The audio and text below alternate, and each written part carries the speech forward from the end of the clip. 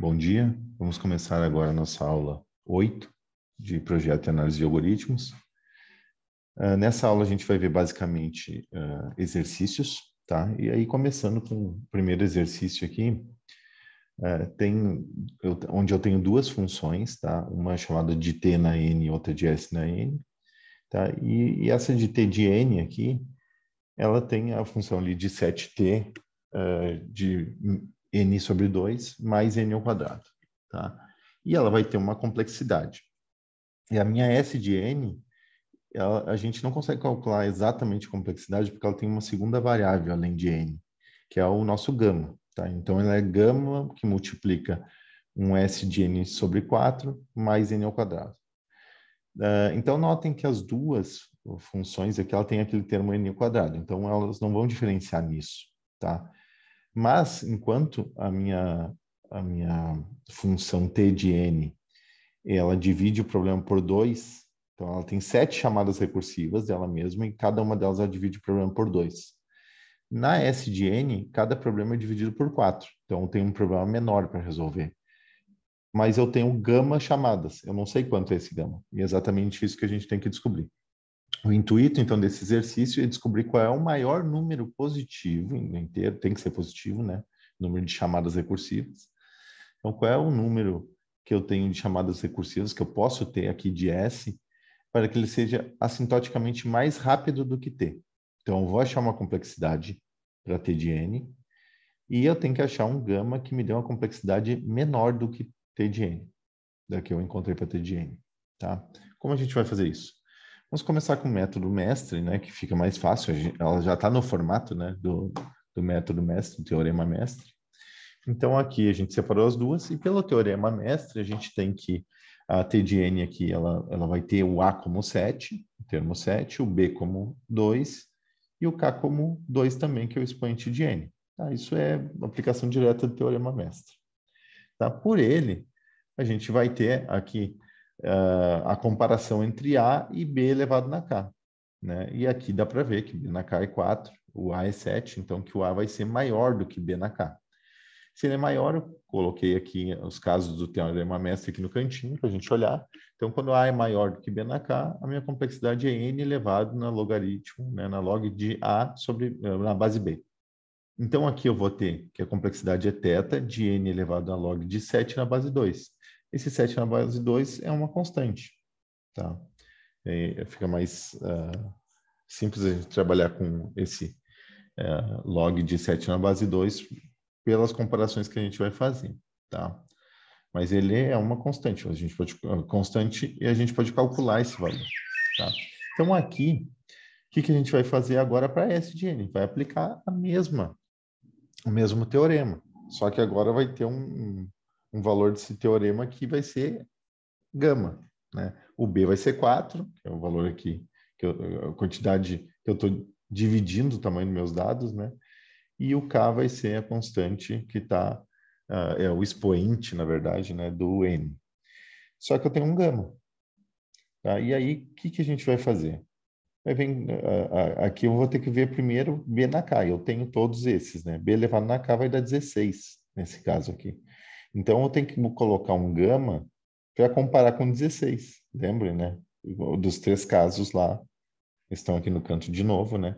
Ou o meu gama pode ser menor do que B na K, e aí eu tenho complexidade de θ de N na K, ou ele vai ser igual e eu tenho θ de N na K vezes log de N, ou vai ser maior que B na K, e aí eu tenho complexidade de N elevado na log de A na B, A na base B, tá? Então, tem esses 3 casos para ver. Então, eu vou começar com o primeiro. Tá? Aqui eu coloquei até o número, né? Então, log de 7 na base 2 é quase log de 3, né? Log de 2,81. Então, quando eu fizer não, gama menor que 16, não importa o número, tá? Mas se ele for menor que 16, eu vou cair nessa complexidade aqui. Então, se ele for 1 ou se for 15, não importa. A complexidade vai ser n na k, e a k é 2. Né? Não depende desse gama. Então, vai ser n ao quadrado. N ao quadrado é dominado por n elevado na 2,81. Esse aqui é maior. Então, esse caso, ele é verdadeiro. pelo que a gente quer. A gente quer que esse seja mais rápido que... O S de N tem que ser mais rápido que o T de N. Então, esse aqui funciona. Independente do tamanho do gama, de 1 a 15, ele vai ser N ao quadrado e funcionaria.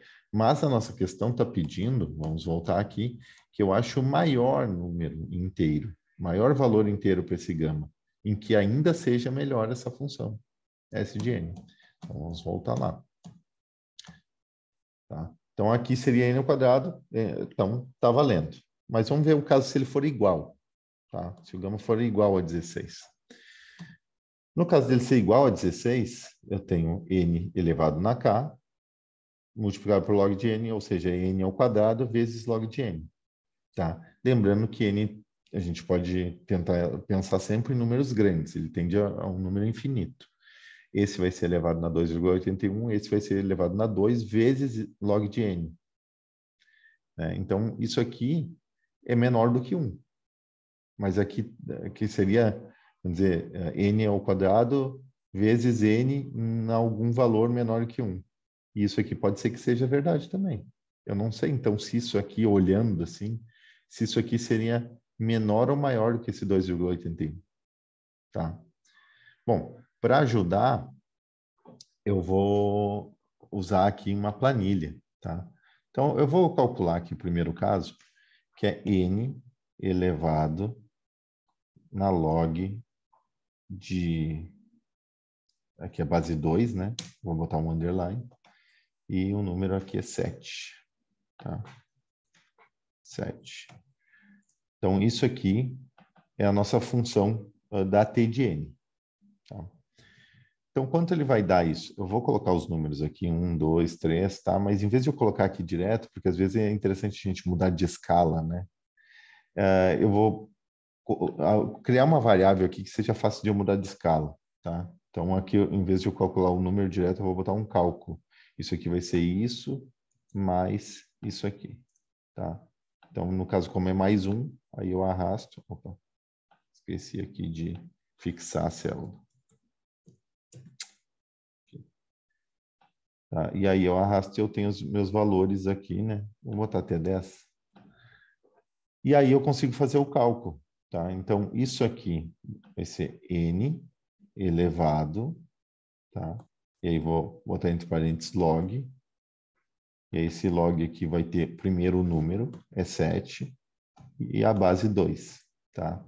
E aí fecho parênteses, eu tenho o nosso primeiro número.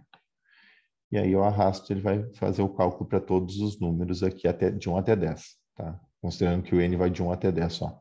E aí eu disse que eu fiz isso aqui para facilitar, porque se eu quiser fazer de 5 em 5, os valores vão mais adiante, né? E ele já recalcula direto. E já mostra no gráfico que a gente vai montar direto também. Então, se eu colocar 100 aqui, enfim. Tá, vou voltar para 1 por enquanto. Isso aqui a gente pode montar um gráfico, mas eu já vou montar com o segundo caso, que é de quando o nosso gama é menor do que 16, não importa o valor. Tá? Então, eu vou botar aqui o valor 15, que é o primeiro inteiro menor que 16, né? Daí a gente está mais perto do limite. Tá? Então, vai ser n elevado ao quadrado, nesse caso aqui, para S de n. E eu vou comparar as coisas. Então, isso aqui vai ser igual a n ao quadrado. Tá? E aí, eu arrasto. Então, notem aqui, só de comparar, né, que esses números de n ao quadrado são todos menores do que o valor de n elevado na log de 7 na base 2. Porque isso aqui é maior que 2, né? O resultado disso é 2,81, que eu já mostrei para vocês. Então, óbvio que isso aqui vai ter que ser maior do que isso. Tá? Isso independente se eu colocar um intervalo maior, né? A diferença vai aumentando, na verdade. Tá? Então, agora a gente pode pensar em criar o nosso gráfico. Tá? Então, vou inserir aqui. Tá? Então, tem as duas linhas aqui, né? A primeira linha azul, tá? Que é o nosso gráfico original aqui, né? Da função t de n. E depois nós temos aqui o n ao quadrado, que ele cresce bem mais devagar. Tá? E aí, de novo, né? Se eu aumentar o valor aqui, a gente vai ver que ele só tende a aumentar essa diferença, né? Então, fica fácil de ver assim. Tá? Bom, Então, certamente essa minha função da T de N domina a S de N nesse caso. A gente já tinha visto, tá? Já era esperado. O que eu não sei ainda é quando é igual a 16. Tá? Então, quando é igual a 16, eu vou ter N elevado na K, que é 2, né? Que multiplica log na base 4 aqui, né? Vezes um alfa, tá? Só que esse alfa, eu já estou dizendo que ele é igual a 16. Então, coloco 16 lá, tá? Deixa eu colocar aqui isso. Tá? Então, nesse caso aqui, vai ser igual a n ao quadrado, tá? Que multiplica... Opa, vou fazer assim. Vou botar entre parênteses aqui. Que multiplica aí o log. E aí sim, log de n, né? Vou pegar aqui. Eu nem teria essa base 4 aí. Na verdade, não é relevante aqui. Então, tá. Começa com 0. E eu vou puxando aqui. Ah, dá para ver ainda que ele cresce muito pouco, né? Então, tá crescendo aqui. E ele ainda é um valor menor, mas a gente não colocou isso no gráfico. Vamos colocar no gráfico para ficar mais fácil de ver. Então, aqui, eu tenho aqui os valores aqui desses dois eles terminam juntos, mas esse era menor, quer dizer que esse aqui tende a passar desse. E faz sentido, porque eu estou multiplicando aqui por um outro valor. É a mesma coisa que esse, eu ainda estou multiplicando, né? Então, quando n é pequeno, o log aqui também é. Mas depois ele começa a crescer. Tanto que, se a gente colocar um número maior, colocar 2, ó, a linha cinza já começa a passar a linha laranja. Ó, e dá para ver pelos valores, né? Mas ele ainda é abaixo dessa. Então, o que domina ainda é a azul, que é T de N, né? Vou voltar aqui. Tá? Tanto que, assim, se eu quiser tirar esse aqui da jogada, para a gente ter certeza, ele fica só essas duas. Aqui é mais ou menos o lugar onde elas se cruzam. Então, se eu colocar 100 aqui, vocês vão ver ó, que o cinza aí domina. Só no comecinho que ele era dominado, que a função laranja era maior, né? Que o n ao quadrado era maior. Tá? Se eu botar números maiores, aí já quem domina é o n ao quadrado log de 16. Tá? Bom, então, com isso a gente volta a ter os 3 gráficos, né? Tá? E, por último, a gente vai ver aqui que esse nosso n ao quadrado vezes log de n é dominado pela função da complexidade t de n. Tá? Então, eu poderia assumir isso aqui, esse gama igual a 16, porque ele seria o maior inteiro que me dava outro comportamento de crescimento. Tá? Então, quanto esse comportamento aqui é n elevado na log de 7 na base 2, esse n elevado ao quadrado vezes log de n é outra ordem de crescimento. Tá? Então, é um outro comportamento da curva. Então, esse aqui seria o maior número em que eu teria um comportamento diferente dos dois. Tá? Mas, se a gente pensar na questão, tá? Vamos voltar aqui, a questão diz que ele quer o maior número inteiro que ainda seja assintoticamente mais rápido do que t. Ele não está perguntando só do comportamento. Tá? Então, eu posso ter um comportamento diferente até 16, só que se eu tiver 17 para cima, ele vai ter esse comportamento, que é n log de A sobre B.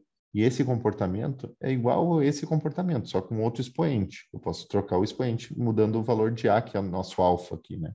O A para o S de N é um alfa. Tá? Então, eu vou ter A e B diferentes, então posso ter expoentes diferentes, mas o comportamento será exponencial. Tá?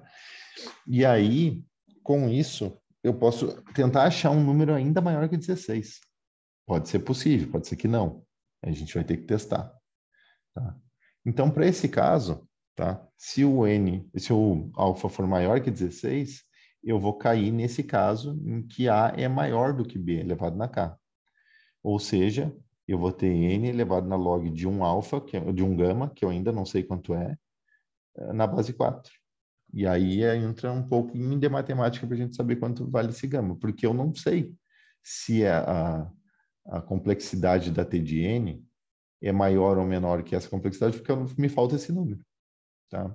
Então, ele depende desse valor de gama para eu saber essa relação.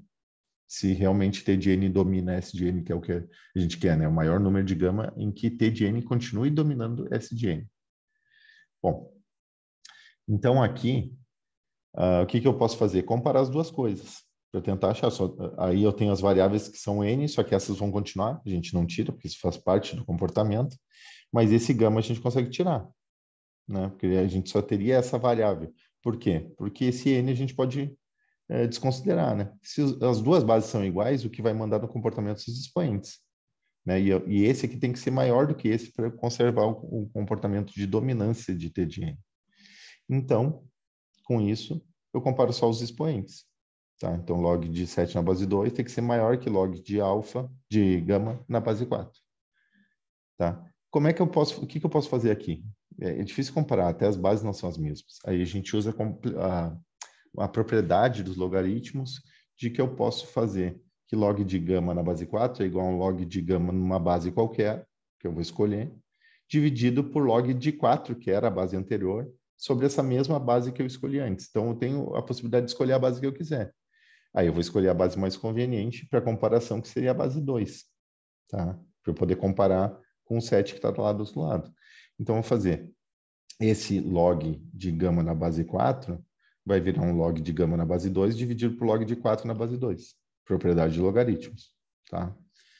Bom, com isso, eu já sei qual é esse número, né? Log de 4 na base 2 é 2, tá? E esse 2 que está dividindo, eu posso passar multiplicando aqui, tá? Então, coloquei aqui 2 log de 2 na 7 tem que ser igual a log de 2 na gama. Maior, na verdade, que log de 2 na gama, porque a gente quer que esse continue dominando, que é lá D de N. Bom, outra propriedade dos logaritmos é que se eu estiver multiplicando um valor por um logaritmo, eu posso colocar, na verdade, a potência, esse número aqui, elevado nessa base aqui do logaritmo, tá? Então, o 2 que está multiplicando passa a ser expoente do 7. Né? Então, o 7 serve de base para esse expoente aí. Então, agora eu tenho duas comparações fáceis de fazer, porque um lado eu tenho gama, no outro eu tenho 7 ao quadrado, que os logaritmos são iguais. Tá? E aí, com isso, eu consigo comparar. Na verdade, que 7 ao quadrado tem que ser maior do que gama. Ou seja, gama tem que ser menor do que 49. Então, qualquer valor que eu escolher de gama menor do que 49, ele ainda, essa função S de n ainda vai ter uma complexidade que é dominada pela complexidade de T de n. Tá? Mas vamos testar. Eu vou testar primeiro com igual, exatamente igual a 49. Para a gente ver, ele tem que dar... Se eu colocar igual, ele tem que dar exatamente em cima da outra complexidade. Então, vamos fazer isso aqui. Tá? Vou colocar aqui n elevado na log a base 4, né? E o valor seria 49. Tá? Isso aqui ele vai ter que dar exatamente igual. Esse 49 não é o que eu quero. Né? Então, aqui, vou botar o símbolo, né? Maior do que 16, nesse caso. Bom, então agora eu vou fazer o cálculo. Aquilo só para servir de legenda. Né? Vamos fazer o cálculo. Isso aqui seria n elevado na log de 49 na base 4. Tá? Se eu puxar aqui, deu exatamente os mesmos valores, né? Daqui. Ó. Então, a gente já sabe que é igual, mas vamos colocar isso aqui no gráfico também, né? Vou selecionar os dados, vamos adicionar aqui a legenda e aqui vai ser o gráfico. Tá? Então, coloquei. Ó, notem que apareceu um laranja que ele está exatamente por cima do azul, tanto que eu não vejo mais o azul, né? Mas vamos ter certeza disso. Vou selecionar aqui. Vamos aqui, acho que na formatação. Vamos colocar um pontilhado, que daí a gente enxerga as duas linhas. que está por trás, né, os lugares do pontilhado que é vazio. Então, nota que está exatamente um em cima do outro. E aqui eu posso colocar o número que eu quiser. Ele vai mudar os valores aqui, mas o pontilhado é o mesmo, que deu exatamente a mesma coisa. Por quê? Porque, na verdade, eu estou levando tanto a base quanto o expoente ao quadrado. O quadrado de 7,49, o quadrado de 2 é 4. Então, esse logaritmo aqui é exatamente igual a esse. Então, tem os mesmos expoentes. Mas 49 é igual. Eu quero o maior inteiro positivo em que a S de n, que é essa função aqui, ainda seja menor do que t de n. Então, esse 49 não é válido para mim. Tá? Então, o que eu posso fazer é mudar. Então, em vez de 49, eu vou colocar 48, por exemplo. Tá? E aqui também, 48. E aí a gente arrasta. Vai ver que, ó, ele descolou um pouquinho, ó. Tá um pouquinho para baixo. Parece que está quase em cima, mas não está. Mas aí, se a gente aumentar isso bastante, vai ver que ele vai descolando. Quanto mais eu aumentar, maior vai ser a diferença. E a gente sempre tem que pensar em números bem grandes. Então, vou botar um número bem grande aqui. Olha aqui, ó. Vai cada vez aumentar mais essa diferença. Então, obviamente, esse é o maior número e que eu consigo atribuir à gama e que ainda a complexidade seja menor do que a complexidade da T de N. Quer dizer que o meu segundo algoritmo, voltando lá para o nosso problema, meu algoritmo aqui de S de N, opa, nem precisa ter voltado, só um pouquinho. Meu último algoritmo de S de N aqui, tá? Eu posso chamar recursivamente 48 vezes esse algoritmo que divide por 4, o tamanho da entrada, e ele ainda vai ser melhor do que esse que eu chamo só 7 vezes com a entrada ao quadrado, a entrada dividida por 2, o tamanho da entrada. Então, esse aqui eu posso chamar muito mais vezes. Claro, eu posso fazer o teste aqui, se eu chamar mais, já fiz 49, fiz 48, vamos botar 50. Daí vai ser o contrário, né? Se eu colocar 50 aqui, vocês vão ver que ele vai passar um pouquinho, tá? Então, aqui, vamos puxar. Ó, 50 ele já fica acima. E aí a gente pode botar 1 também, ele vai ficar quase em cima, mais um pouquinho. Só para eu pegar aquela primeira escala. Tá? Mas a nossa resposta mesmo aqui é 48, porque ele tem que ser menor. Então, só para deixar o gráfico certo, 48.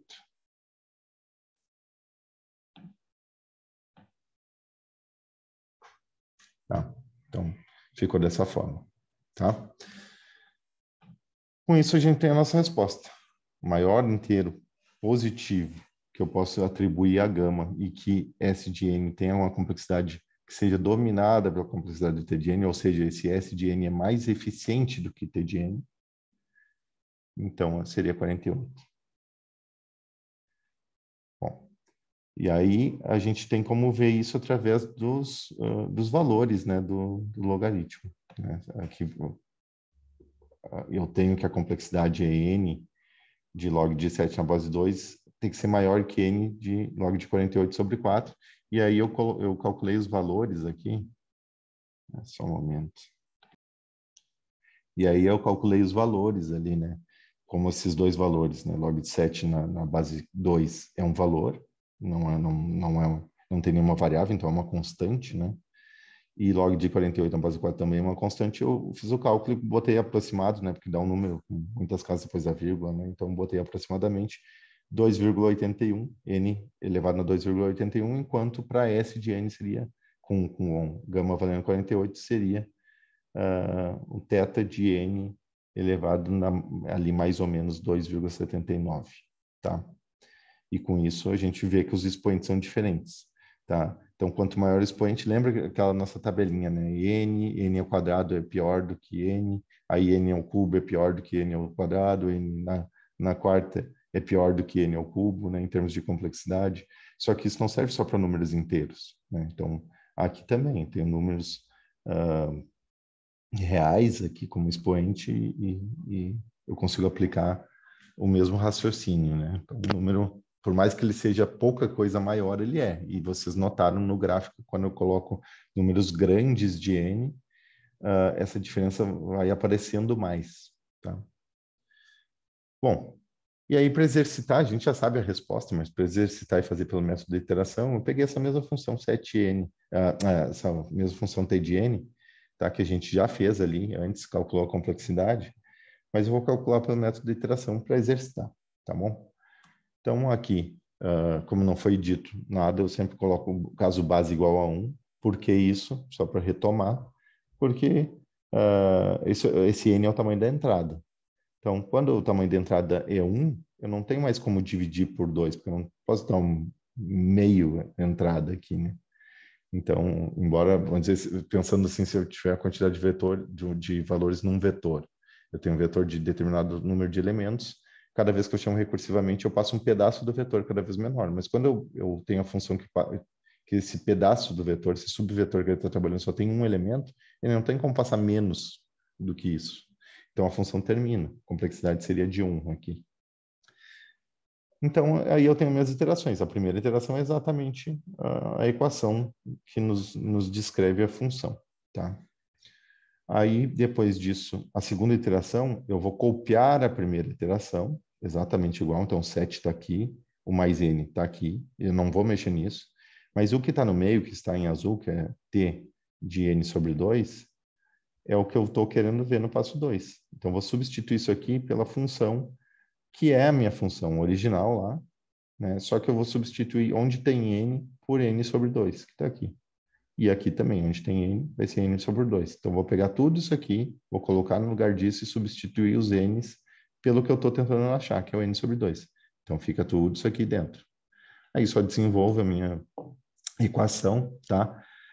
De novo, assim como a gente fez na sala de aula, eu não estou juntando esse n ao quadrado com 7n ao quadrado sobre 4, de propósito, tá? Porque fica mais fácil da gente identificar os somatórios, lembra? Tá? Então, eu poderia juntar num só, mas aí às vezes fica complicado a gente ver qual é o somatório que corresponde a essa soma, tá? E aí aqui é só desenvolver, né? 7 vezes 7 deu 49t, aqui n ao quadrado sobre 2 seria n na quarta, e aqui n ao quadrado sobre 4 vezes o 7. Então, fica 7n ao quadrado sobre 4, mais o n ao quadrado que já estava aqui fora. Ok. Aí eu vou para o quarto passo, porque assim, com 2 só, ou vou para a terceira iteração, né? Porque só com 2, às vezes, a gente não consegue, né? Normalmente, a gente não consegue definir qual é o padrão de crescimento disso. Então, para a próxima, eu vou fazer a mesma coisa. Vou copiar exatamente o que está aqui. Então, 49 está aqui, multiplicando um t de n sobre 4, que a gente vai substituir, mais t de n ao quadrado sobre 4, mais n ao quadrado, que está aqui. E aqui no meio, que eu vou substituir, eu pego lá aquela nossa função original, e aí eu vou dividir o n aqui, né, por n sobre 4, na verdade. Onde tiver n, eu boto n sobre 4 e substituo aqui dentro. Mesma coisa que a gente fez no passo anterior, tá? Só que agora com n sobre 4. E aí sim, aqui vai ser n sobre 8, tá? Aqui 49 vezes 7, 347, né? Aqui vai ser n, 4 ao quadrado de 16, então n ao quadrado sobre 16 vezes 49, tá?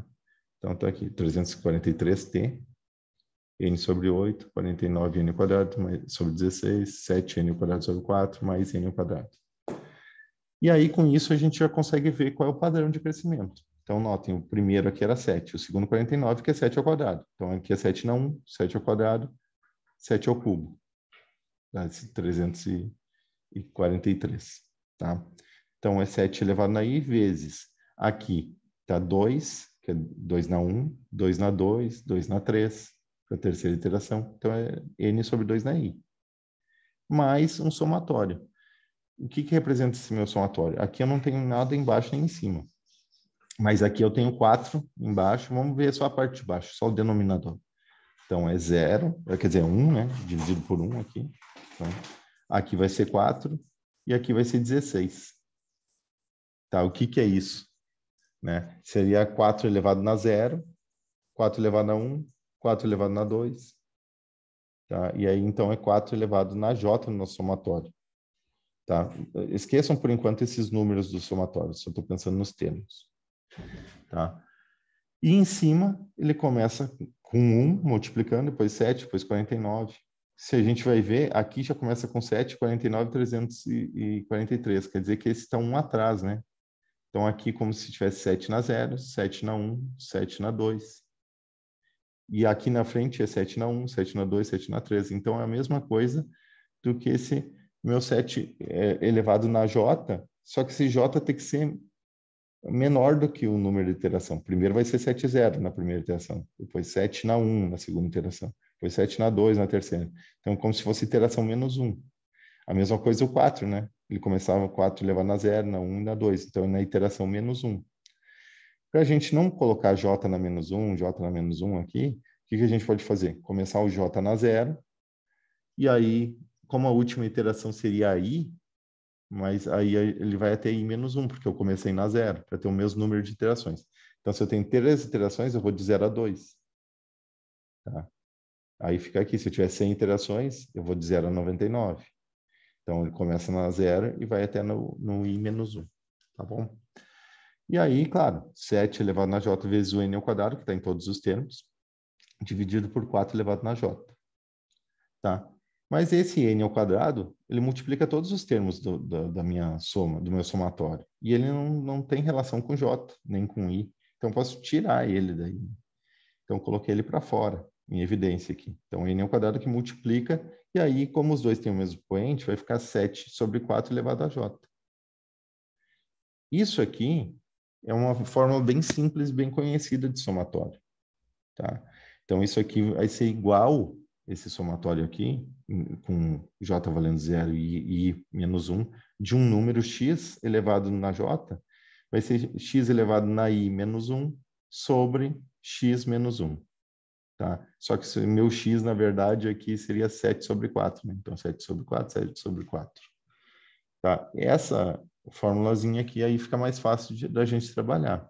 Né? Eu não tenho mais somatório, eu já sei o comportamento através disso. Tá? E aí, só para fazer o link de um para o outro, quanto é isso aqui? Tá? É 7 sobre 4 menos 4 sobre 4, a gente pode fazer aqui, né, desse lado. Então, 7 menos 4 dá 3 sobre 4. Só que 3 sobre 4 está dividindo aqui, eu posso passar multiplicando aqui para fora. Só que daí eu inverto, né? Então, era 3 sobre 4, vai passar 4 sobre 3. E aqui eu fico só com a parte que eu tinha como numerador aqui em cima. Aí fica mais fácil da gente trabalhar. Então, é 4n ao quadrado sobre 3, que multiplica 7 sobre 4 elevado na i, menos 1. Tá? Bom, a partir de agora, eu cheguei onde podia chegar, simplifiquei ao máximo a fórmula. Aí, o que a gente tem que fazer? Vamos tentar fazer esse termo, que é a chamada recursiva, chegar no caso base. Tá?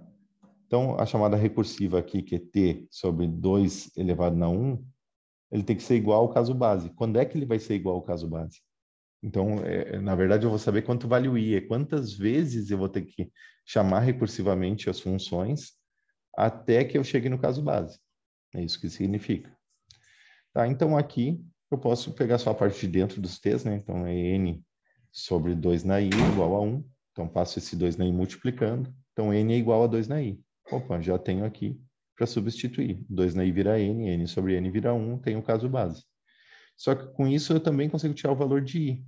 Né? Lembro das propriedades dos logaritmos de novo.